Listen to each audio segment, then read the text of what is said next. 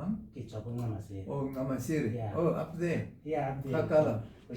Yeah, yes. Yeah, very far. Yeah, it's very far. Yeah, I'm a writer and I'm also a player. So basically, this meeting, I just wanted to come and interview you about the book that I'm writing, which is called The Constituency Tournament. So basically, I just wanted to get your perspective for you to start the tournament.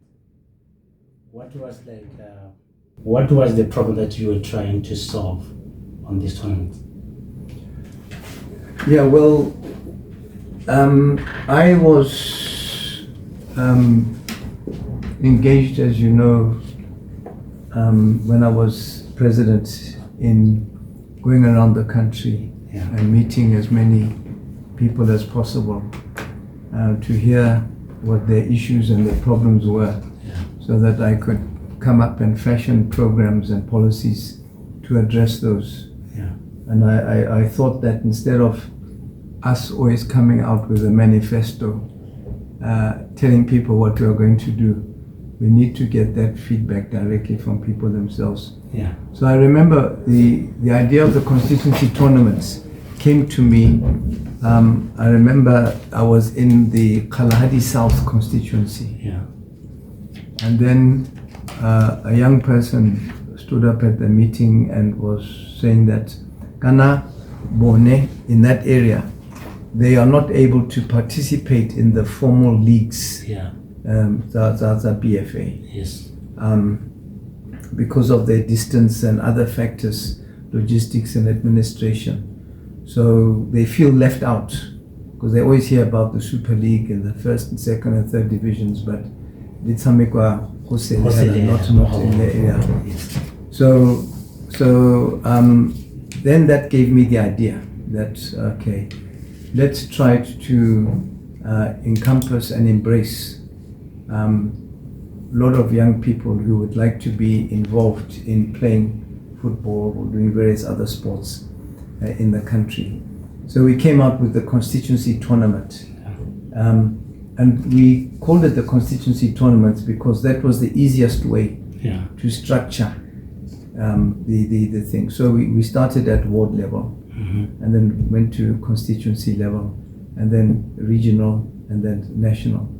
So we then decided that to keep people interested as well, we shouldn't just have a system of playing knockouts and then people get their, at levels on the continent, because you knew that these other clubs, when they were playing in the league, to what extent did they really have the ability to go and do spotting, to choose new players for their teams.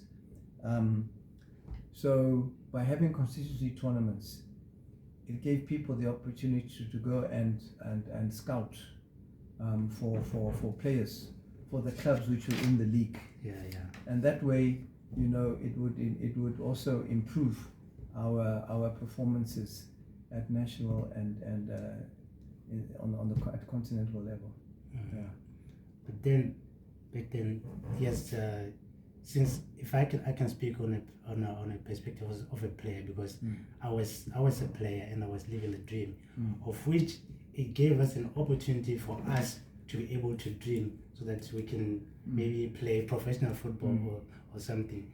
But looking at it, I once been I've seen some certain players be able to being selected from the constituency tournament. It helped the Super League, the Botswana Premier League. But since then, it was a very great engagement. But in terms of exposure, and in terms of for the tournament for it to grow bigger, it was just, I feel like it was just on the field, on the level of the, because it wasn't being televised on anything. No, of course there were limitations. For example, I mean, when you're running tournaments like that, when you have league games amongst the top teams, the Super League, and you wanted to have that televised. BTV also had their limitations on being able to travel and to cover all these kind of games with the limited equipment and transport that they had. But we just assumed that no, over time that would improve. But the important thing was that we knew that there would be, with some of the big clubs, they would send out, like I said, scouts or people to go and scout for talent in football circles and bring them into their main clubs. And that's when you say people would then get opportunities. So if, like for example, Bakhalahadi didn't have the leagues were not really bringing much to them there. Yeah. But if they had good players who were scouted, they would then be able to be picked up and taken to these BFA clubs. Mm-hmm. So that was the intention, and it did happen like that. Okay. Yeah. But okay, I wanted to understand from the transition between or the agreement between the BFA and the government through this tournament. Was there any? Because most of since I was playing the tournament, I knew most of the rules. Was there we just a bit following from? No, initially the BFA were opposed. They opposed. Surprisingly, yes. How come? They wanted to be the ones to run this thing. All right. And they were saying that we were violating FIFA rules by the government immersing itself in football, whereas under FIFA it is the Football Association which is supposed to run football in the country. Yeah. And I said, no, you are supposed to be running the leagues in the country. Social football takes place all over. And I gave the example, I said, these tournaments which are being held, Ga Independence, Ga Christmas and everything like that. Yeah. FIFA, BFA is not involved in those. Obviously. Those are just private arrangements that people arrange. You have the Sunday football, which is played by clubs, social clubs. BFA is not involved in that. So I said, we are doing the same thing. So you just stick to your own arrangements. This is a government arrangement, but I think they probably thought that government should give them the money to run it, and then they would use that money not only just for that, but it would also top up the BFA, operations. So we just wanted to make sure that no, if we were not going to outsource this to the BFA. We would run it ourselves because we wanted it to have the impact. So I was concerned that maybe, not saying that BFA wouldn't have been able to do it, but then the objective and the purpose of constituency tournaments should not be outsourced and then we don't meet the objectives we were trying to achieve. Right. And that anyway, like I said, BFA would benefit from the clubs being able to scout the talent from these tournaments. Yeah. But then so initially they were trying to be obstructive, the BFA, at the time when it started. All right. Yeah. But then in terms of scouting, I don't think there was much of scouting that was happening. Most of the time is because I think the exposure itself, it was kind of short because the tournament was being played, but nothing much that was going on. It was just for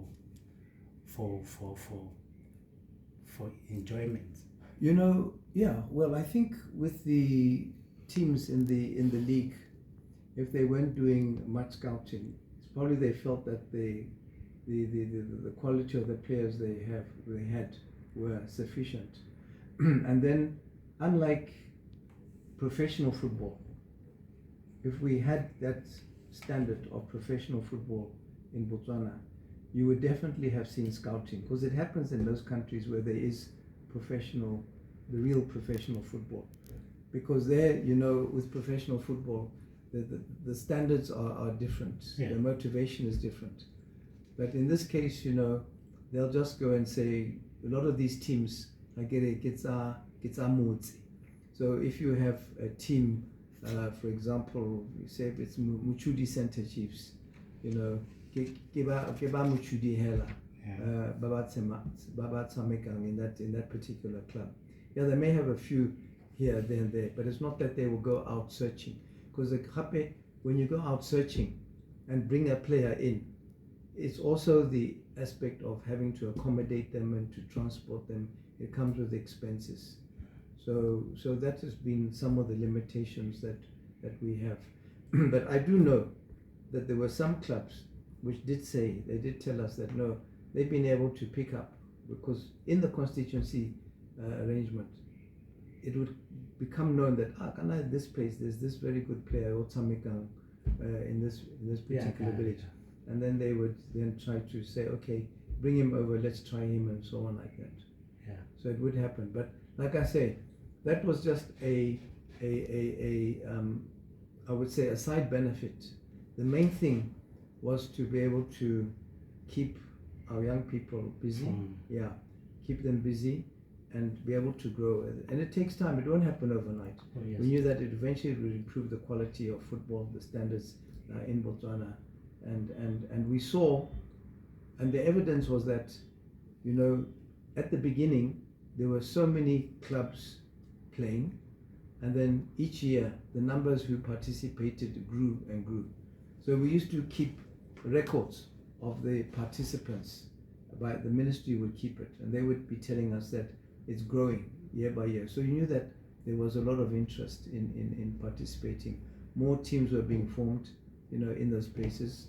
And as the more teams were being formed, then more young people were being engaged. All right. Yeah. And in 2020, because since it was growing that much and it was getting much bigger and bigger, but in 2020 and when COVID hit, it fell. And since then, it never came back up again. I think it was played only once. It could have come back very, very quickly because, like I say, because you said it was growing. And it was popular. But then it would have just been that the government decided to abandon the constituency tournaments, which was very sad, and probably were looking for an opportunity because, COVID gave a lot of people an excuse to stop doing things, because I get it. People could not meet, people could not play, you could not do this, you could not do that. So COVID sort of came, and those who wanted to find an excuse not to continue this kind of activity would just say, COVID ebolaile constituency tournaments. They could have easily taken it up to resume it, but they chose not to. Okay. But then, now, if you had to rebuild like the tournament, in 2026, where would you start or what would you do? Because as for me, I will speak, and one of the reasons that I came here is because I feel like I want to do more in this tournament. Maybe only it cannot be restarted as a tournament, or maybe it's a league. That's something that we can grow from here, that can help our country to compete on a national level and an international level. Because right now our football, looking at even at our national level, we're still far from growing because we're not looking for that talent, and we have so much talent. It's not that we don't have the talent. We have those players. It's just that we don't have that. I don't know. I don't know if I'm wrong, but you would know better. Yeah. But you would even see now, when the national team plays, is there that excitement around it, the zebras, like they used to be? No. Can you remember the days when there would be a game or someone, and you'd see Botswana driving around with Botswana flags on their vehicles? I think the only time when I saw that that kind of excitement is when was it? Maybe when Botswana went to AFCON. And when it came back, I think that support died. But even then, in the lead up to AFCON and afterwards, when there were games for the zebras, we would be trying to promote that patriotism towards them. So now, even if you say, do we follow the league? The leagues, are they followed like they used to be? Or the zebras followed like they used to be? So there has to be input as well from any government in trying to motivate and encourage the nation to get behind these national teams, because it's only that way that you'll also be able to get people involved in that particular sport, and then the talent will come out. I mean, if you look at take our neighbor South Africa, when they went to the World Cup. Okay, the World Cup is a big stage, and that's why there was a lot of excitement in South Africa. But even after they lost and didn't progress to the next stage, but the way their team was welcomed when they arrived at the airport, you could just see that, well, there's a lot of motivation, right from the top, and everybody felt that they needed to go.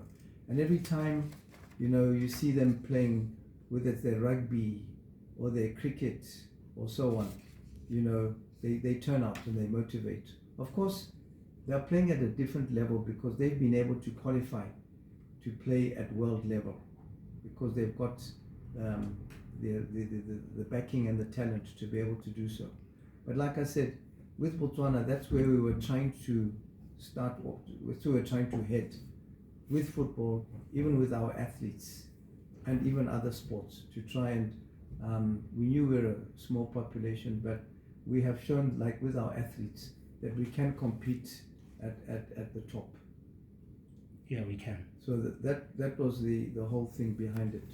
And like I said earlier, we knew you couldn't do it overnight, because talent has to be grown. Yeah. And then once you are able to find people who show that they've got the ability, is to then to take that up and train them and get them, to a higher level. All right. So what do you think right now we should do differently in terms of finding that talent for us to be able to grow as Botswana? Well, because I was doing it during my time in office, that's what I would do. But I'm not in office at the moment, so all I can try to do is do it in the tribal territory that I'm overseeing, and that's what I'm trying to do. We've been trying to hold these competitions. We held a traditional dance competition last weekend in Sorowe, which is the second one. We had one last year. We had a football tournament last year as well. We're having one again in September this year. So it's something that we are building up to. But we are doing it during very, very tough economic times. And government,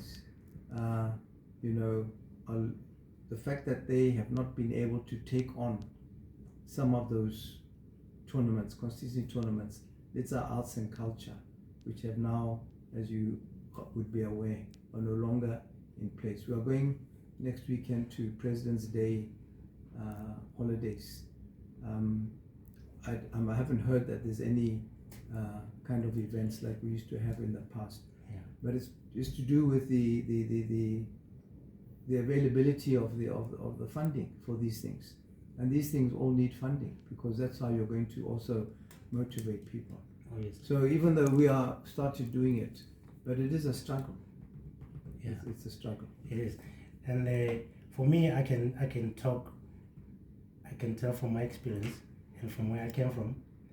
I know as a youth, the only excitement that we had is when the constituency was available. And right now it seems like that dream is dead. Like you will see kids. I mean, the only thing that we knew growing up is football.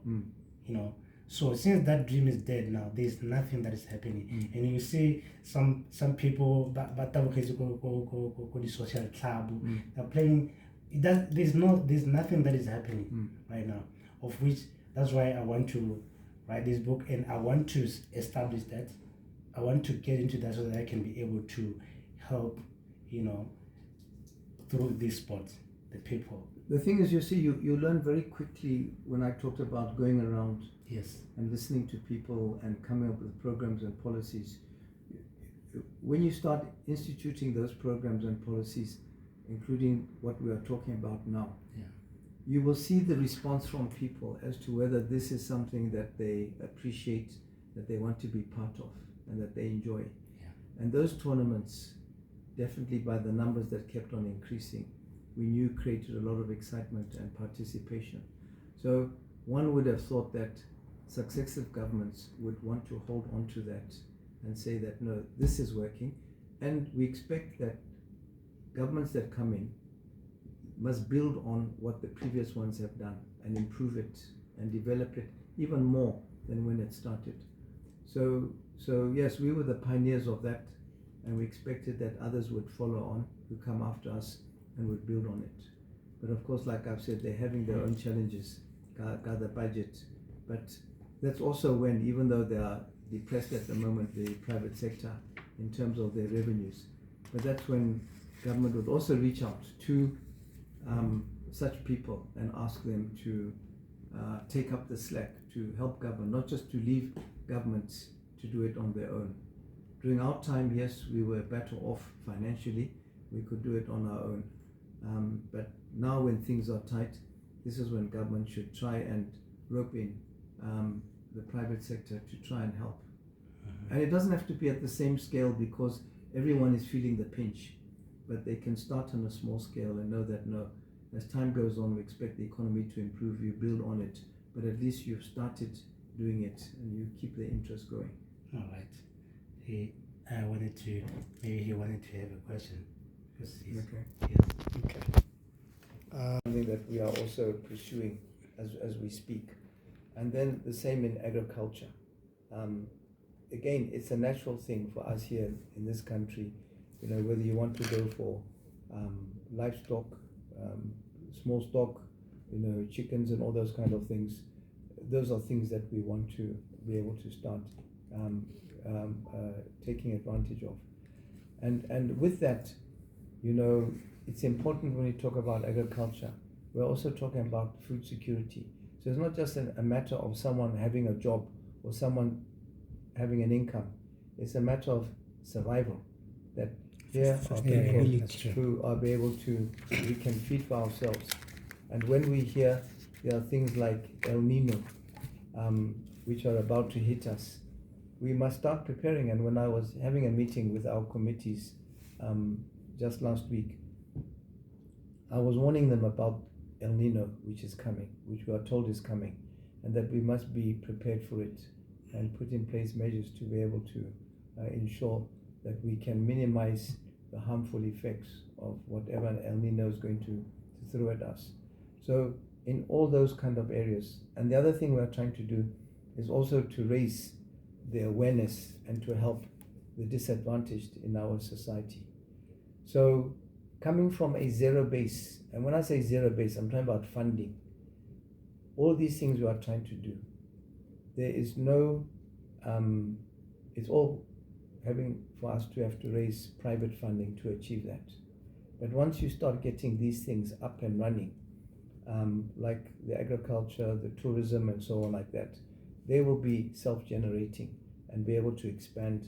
And then as time goes on, we'll be able to bring in more and more people who will then be able to benefit. Okay.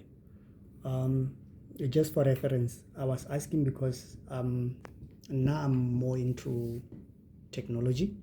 He's more into sport. So that's one of the most sticking what I can consensus that I came here with. Or okay, fine. But my colleague is going to engage only on sports. But in terms of your empowerment and really youth, it spans beyond just sport. Now I'm into AI integration. So they are finding the need to actually branch to the field that I'm focused on, because like you are saying, currently the economy is at its very lowest, but that doesn't mean that everything needs to stop. It actually offers an opportunity for us to now redirect and then realign to what the current conditions are saying, so that we are able to, like you've been saying, be sustainable and self-sufficient. So I don't know. I personally would like to engage with you going further. Or maybe nka thusa yang ba bangwe ba e leng gore they have that same dream but they don't know where to start, be it nna ke motho wa, my father ke motho wa Bobonong, my mother ke motho wa Moshopa, but ke goletse mo Gaborone, so ke dumela gore ke motho wa Gaborone. Moshopa or Moshopa Tamagakanye era. era. So ke dumela gore ke goletse mo motho wa Gaborone because all my life I grew up this side. So if there is anything, City boy. ke dumela ya ke dumela ya. So it would be an opportunity that I wouldn't just leave it to pass by, for me to actually engage with other youths from your constituency, ba eleng gore ba batla go maybe to integrate that knowledge in the AI sector, to get the right knowledge and what can place them above majority of people.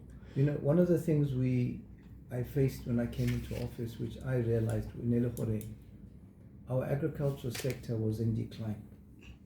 There had been programs that government had put in place before, Bo Arab, Bo Aldep, you may remember some of those names, which were sort of just there, but the kind of take-up was declining, and we were becoming more of a food-dependent country on imports.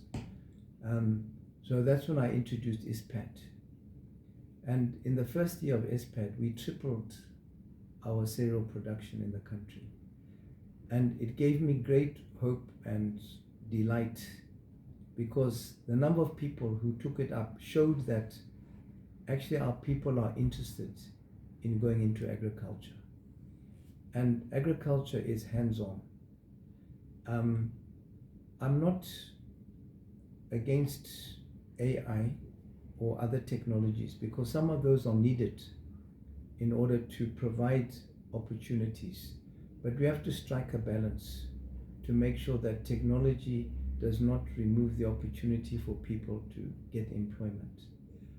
Like we were talking, the other day, if you go to Europe, now you'll find that you get these electric vehicles which are self-driving. There in America, they are there. In China, they are there. So when you go when you dial up an Uber, is an driver. So you say, is this really? It's technology is wonderful that a vehicle can drive itself around. But then, how many people are you putting out of employment who could have been the drivers of those taxis or those Ubers? That for me, that's a problem. You go to other countries overseas where filling stations, we're not selling petrol. Yeah, self-service. And you go and pay, or there's some other method of paying. But here we are just used to the fact that all the filling stations, developed countries, there are fuel attendants. Yeah. There. That's employment. So if you say now let's really overhaul with technology and AI and so on, how many people, and that has been spoken about, that there is the threat that AI can put people out of work. In other areas, it can also provide opportunities, but it's definitely going to put people out of work if it is embraced in a big way. So for me, targeting on things like agriculture and tourism, the way tourism is set up now, photographic tourism, the amount of people are involved, Baba Barek and Godi Lodge, you cannot really replace that unless you're going to replace people with robots. Yeah. And robots will be coming and serving the food and taking you on game drives, or you get into a vehicle, an EV type of vehicle, which is self-driving and taking people around, whereas currently we have a guide who will be going and telling the tourists about the thing. Those are the kind of things that we know we will not be replacing in the near future. So those are the kind of activities that we want to push that are going to employ many people, which are labor intensive, and give people those opportunities, and then from there they can branch out into other things. So we need to, those things which have worked for us now, unfortunately we've got foot and mouth, but we can really benefit a lot from the beef industry and the byproducts from cattle. Take full advantage of that. Grow our tourism even more beyond what it is today. That is things. When we see that our diamonds are struggling. But if we don't have minerals, or mines and everything in our particular area, it's not a train smash. There are many other things that we think out of the box that we want to do. So having set up these committees, as I have done, which there are 8, is to go and look for opportunities for the people in that area to take advantage of. And of course, the people who will benefit the most will be the youth. Yeah.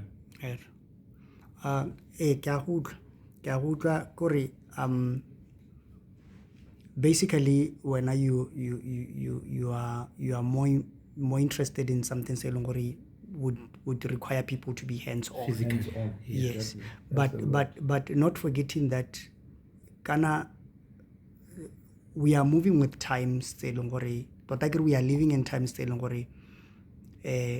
we rely, like you are saying, you don't want reliance in more AI, but no. we have gotten to that point where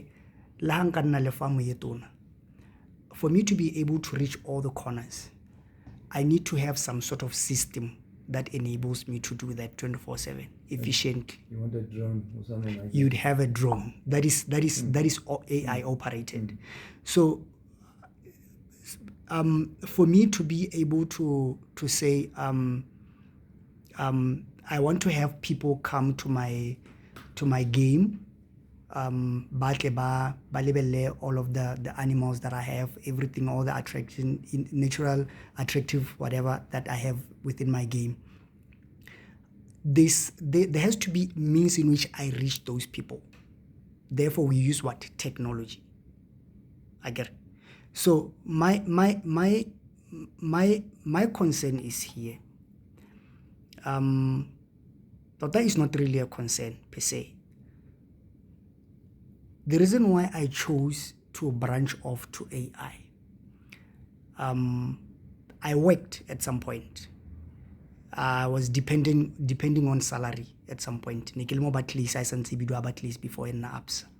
Unfortunately, we got retrenched because the bank was not doing well in the channel that we were in. And since then, it has been hard for me to get employment relay.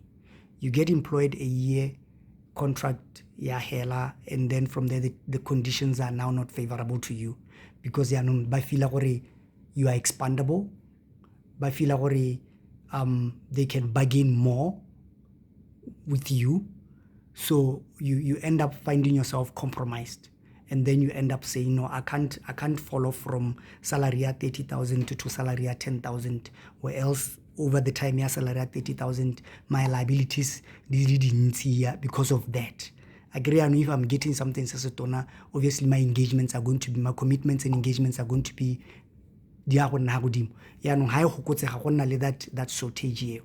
So I figured that if I don't get up and empower myself in some sort, if I don't acquire new skills and new knowledge, then I'm going to find myself stagnant in a loop of hoping that someday I get something. So then that is where the AI interest really emerged from. So then Nekiri Mokolanwan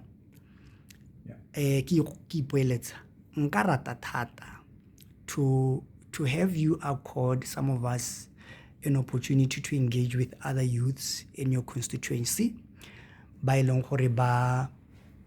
They have interest that is in line with what we have. I agree, we all have different interests. They are into farming, like you're saying, that is your core. farming and tourism. I get behind farming and tourism, we are driving the traffic there through the means of AI. But you know what? I don't want you to misunderstand me. All right. I'm not ruling out AI and technology. I'm not. Okay. I was saying, like I said at the beginning, that when you're faced with the situation you've just described that we know is going on in the country, you have to pick the low-hanging fruits. So what are the simplest, the easiest, the quickest way to try to get people engaged? And it's the things that we're already used to. So when you talk about farming, you know, if someone says, I want to have layers and produce eggs, okay, and then sell those eggs, that is something which is easily attainable for somebody. You know, you just get the chickens, the chicken is going to lay the egg, but you'll find in some other jurisdictions, they will have ways of controlling the environment where the chickens are to make them produce, you know, to their maximum, or to get the right size eggs, the right, or the type of food that the chicken will eat will also produce a better quality egg in terms of size and what have you.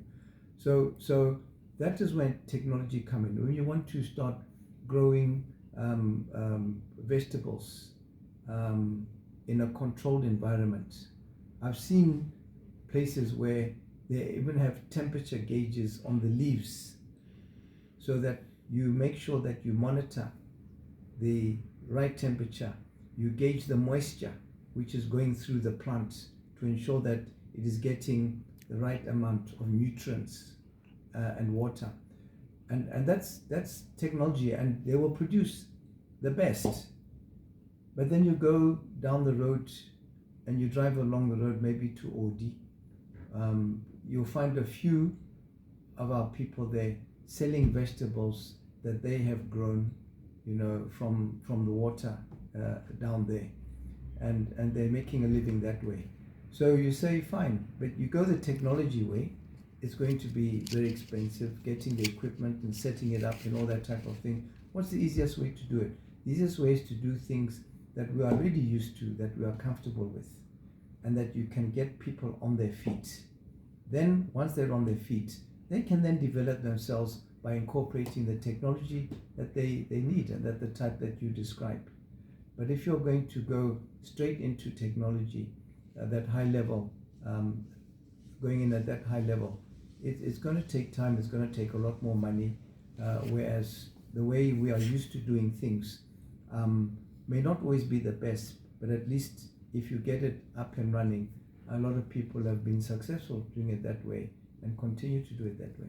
That's all I'm saying. Yeah. Okay. Yeah. So what is the low-hanging fruit? Because even when you talk about you know, the tourism thing, they're also into technology. They, even when it comes to their marketing, the way they do it, and the way wildlife management is also uses a lot of technology. Yeah. So you just say, fine, no, there's that level, but you can also achieve a lot just from the basics. Yeah. So what we are saying is that let's start. That's what I'm trying to offer there. We start with the basics, because that's what we have been doing for so long, and we have seen it brings returns. And then once you're established, then you go on to the next level. Okay. Yeah. And with the basics, we know that you can incorporate more people. Yeah, you get more people involved. So if you go to the very the higher level, it's going to be fewer people. So at this moment in time, you need to be able to engage as many people as possible. Yeah. Okay, no, understood. Yeah. Okay. Very last question. Yeah. Since I'm into sports, Okay. my focus is just on football, and I would also want to get engaged in your, you know. So, what are the chances that a person like me would be maybe collaborate in terms of expansion to engage in your organization on what you are trying to do?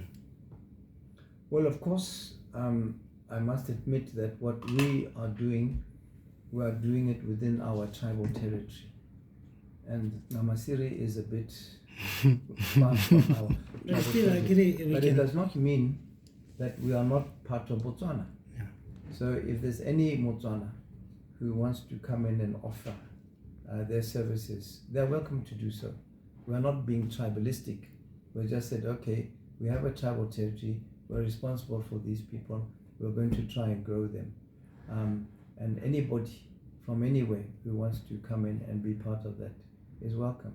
That's why even Maloba, when we had the traditional dance competition, we invited a guest group from Kalahari North to come and participate. Lero Nakako. Because we know that we are part of it. And that's exactly what I'm talking about. If I want to be engaged with everything that you are doing, you know, in terms of expansion and collaborations, that's what I mean. Or is there any way that I can be able to get into that? So how only any events and all that, we participate, whatever, however that we could. No, that's fine. And where can we? We've like I said, we've got 8 committees. Yes. Honale Culture and Heritage, it's got its own committee. We've got agriculture, we've got tourism, we've got youth and sports. So when you say youth and sports, it includes everything to do with youth, to try to develop them and so on. We've got dignity restoration, which is there to help people in need, the disadvantaged people. So, and we have media, and we are in the process of setting up a podcast. We've got a license to set up a radio station and so on. So those are the things that we are doing. So it would be to connect with the chairman of the relevant committee you want to be involved in. Yeah. Okay. Yeah. So okay. Last question. What message would you give to the people who are not here, the younger generation who are coming? I would say to anybody that in government we used to be accused of too many handouts, therefore making people dependent on government and people less reliant on themselves. But when you saw where Botswana came from at the beginning, it had nothing, and government was forced to engage in a lot of welfare projects to try and bring up people. So as a developing country, you have to give a helping hand in literally every sector to give people a step up, but hoping that they will also learn to do things for themselves. But yes, there'll be some people with that mentality that know they've been helped with government. Like even now, when people who are in business, when government is struggling now, a lot of the businesses are struggling because they always relied on government business, government tenders and that type of thing. So you need to be able to branch out. So I would say to people that, we have in some of the, like even in our neighboring states, you know that there are people there who have a lot of initiative to do things on their own and are able to get by on their own, to the extent that they'll even go to neighboring countries and be able to send some of their earnings to their families back in their own countries. So if they can find opportunities in Botswana, why can't our own people also try to strive to find opportunities? So the more people can try to think how they can, and we have a lot. When we had that YDF program, and when we had that other exhibitions of young people who had been able to come up with their own inventions, and so on, that is the important thing that we need to do, and government should be there to give them a helping hand in the marketing of those products. Yeah. Okay. All right. Yeah. Oh, okay. No, I just wanted to thank you for the time that you had given us. You're welcome. And one thing, how do we contact like the relevant persons by that involved in your committee? Who did you contact to come here this time? I was contacting Hilda. Hilda? Yes. Yes, ask her to give you the contact of Mr. Kebailele. Okay, bye. Kebailele in Soroi. Mr. Seretse Kebailele. Yeah. He's the overall chairman of all these committees, even though each committee has his own chairman, but he's the overall, he's the overseer of all of them. Okay. Yeah. Okay. Yeah. And now I'm a writer. I like to write stories. You do? Yes. And let's hope your stories are true. Yeah. Books actually. Yeah. So what are the chances that if I want to work with you, maybe write something personal About me? Yes. You know, there have been a lot of people who have asked they want to do a story about me, and I just said, hey, Kana, the thing is that it takes time one lap.